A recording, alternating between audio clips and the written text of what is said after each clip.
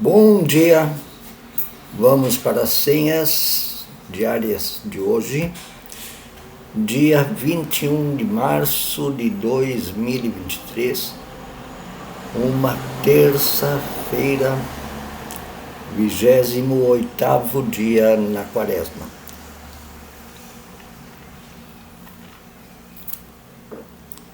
Vamos fazer a cuia roncar para iniciar as leituras.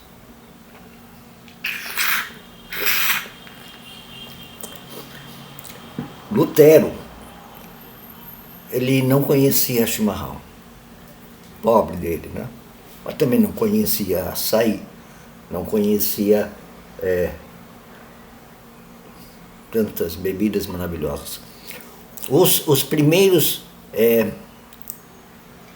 religiosos que vieram ao Rio Grande do Sul e se colocaram em contato com os índios guaranis e charruas, mas principalmente os guaranis, lá nos povos missioneiros, né? Eles verificaram que o mate, que é uma folha de uma árvore do mato, o cá, mato, deixava os índios muito bem humorados e animados para a vida, para o trabalho. Bobagem esse negócio de que índio não gosta de trabalhar, ele só não gosta de ser forçado, e tem toda a razão, né? Os jesuítas perceberam que isso era um costume muito saudável dos índios, e eles adotaram participar do chimarrão, e isso se tornou então um costume dos povos do Pampa, né? O povo do Rio Grande do Sul, Uruguai, Argentina e também o povo do Paraguai. Se bem que no Paraguai eles tomam mate frio. E Lutero não conhecia chimarrão, mas em compensação tomava chopp, a cerveja, todo dia. A primeira coisa que ele e a esposa, a Catarina, Lutero e Catarina, fizeram quando construíram, num prédio grande que eles ganharam, para ser o primeiro centro de formação de teólogos da Reforma, a primeira coisa que fizeram foi botar a funcionar a cervejaria. Porque era mais seguro tomar chopp do que água. A água às vezes podia estar contaminada. E quando fermentava e virava cerveja junto com lúpulo, cevada, né, ficava pura. E dava, além de dar aquela tonturinha, que torna as conversas mais animadas, inclusive as discussões teológicas, fazia bem. E de certa maneira hidratava, né? E tinha uma coisa para ficar dando um gostinho na boca. Algumas pessoas podem dizer, que pecado, primeiro tomar chimarrão, depois ler as senhas diárias. Os alemães tomam chopp até no café da manhã, tá? E mesmo assim Lutero escreveu, e é o título para hoje: somente a palavra, somente o Cristo, somente a fé e somente a graça. A quaresma como ensaio. A quaresma como ensaio fui eu que... Quando Lutero diz somente a palavra, ele não quer dizer que a gente só lê a Bíblia. Não. O Lutero era um cara que lia muito, pesquisava. Ele sabia as línguas originais da Bíblia. Sabia de verdade.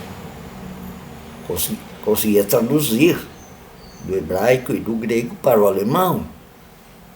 dava aula. Lutero não era contra as outras palavras, mas para a vida que Cristo pede, somente a palavra do Cristo, aceita pela fé, que nos traz a graça de ver o amor de Deus. E somente a palavra se refere ao conteúdo das senhas diárias para o dia de hoje. O primeiro versículo das senhas para hoje vem de Deuteronômio, lá no início da Bíblia, capítulo 8, versículo 3. O ser humano não viverá só de pão. Jesus vai repetir isso lá nos 40 dias no deserto, né? O ser humano não viverá só de pão, mas de tudo que procede da boca do Senhor. Não só de chimarrão, e não faz mal tomar chimarrão, não só de chope, não faz mal tomar chope, a não ser quem cai na dependência alcoólica. É somente a palavra do Cristo. E junto com todas as palavras que nos ajudam até a entender a palavra de Cristo, a interpretar. E o segundo versículo vem de João, Evangelho de João, capítulo 6, versículo 68. Senhor, para quem iremos? O Senhor, Jesus, tem as palavras da vida eterna. Somente a palavra, somente o Cristo, somente a graça, a fé, recebida pela fé. A oração vem de Otto Ritt, com I, Ritt Miller junto. A palavra do coração e da boca de Deus é viva. Não é uma palavra do mundo celeste, não. É uma palavra viva que cria e nos cura totalmente. A palavra do coração e da boca de Deus conquista silenciosamente o mundo inteiro. Não armada, não fazendo barulho, não, silenciosamente. Quando o coração de Deus fala com o coração humano e o coração de uma pessoa fala com outro coração. E daí abre os corações, conquista silenciosamente. A primeira leitura vem do livro de Jó. Jó, já falei, um cara muito atribulado, assim, sofria bastante. E ele falando sobre Deus para seus amigos que vieram consolá-lo. Ele não é homem como eu, para que eu lhe responda e nós nos enfrentemos em juízo, na justiça. Se tão somente houvesse alguém para servir de árbitro entre nós, entre Jó e Deus, para impor as mãos sobre nós dois, alguém que afastasse de mim a vara de Deus, o Jó achava que estava sendo castigado, para que o seu terror não mais me assustasse. Ele achava que estava sendo castigado, depois ele descobre que não. Então eu falaria sem medo, mas não é esse o caso. O Jó está com medo, está com medo de morrer. Ele perdeu tudo e perdeu a saúde. Mas ele mesmo, ele não aceita, mas ele convive com essa situação. Diz que está com medo. A segunda leitura vem da Epístola aos Romanos, da Carta aos Romanos, escrita por Paulo, aos cristãos que moravam em Roma, capítulo 11, versículos 1 a 10. Pergunto, pois, acaso Deus rejeitou o seu povo? Ele está discutindo a questão do povo de Israel. De maneira nenhuma. Eu mesmo sou israelita, descendente de Abraão, da tribo de Benjamim. Deus não rejeitou o seu povo, o qual de antemão conheceu. Ou vocês sabem como Elias clamou a Deus contra Israel, conforme diz a Escritura: Senhor, mataram os teus profetas e derrubaram os teus altares, os verdadeiros altares. Sou o único que sobrou. Elias, profeta de Israel. E agora estão procurando matar-me. Sim, Israel matava os profetas do povo. Aqueles que não eram puxa-sacos do rei, Israel matava. E qual foi a resposta divina? O que Deus falou diante disso? Reservei para mim 7.000 homens. 7 é um número, como vocês sabem, ele se refere a muitas coisas. Que não dobraram os joelhos diante de Baal, diante do ídolo. Assim, o ídolo quer dizer outros deuses, que não são o Deus da justiça, Javé. Assim, hoje também há um remanescente escolhido pela graça. E se é pela graça, já não é mais pelas obras, somente pela graça.